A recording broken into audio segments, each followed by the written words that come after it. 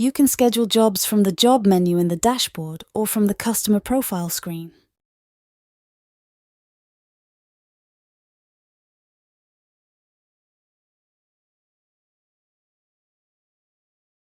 Begin creating your job.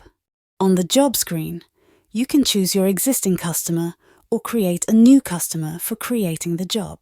For the chosen customer, you can create a job specific to an equipment installed for the customer or a general job and choose the existing location or create a new location which is fetched from the Google map.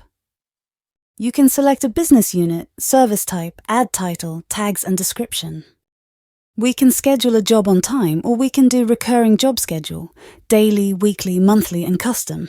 Choose the start date, time and end date. You can schedule a job by assigning a technician or without. Based on the time period mentioned, the list of available technicians for the slots will be displayed for selection.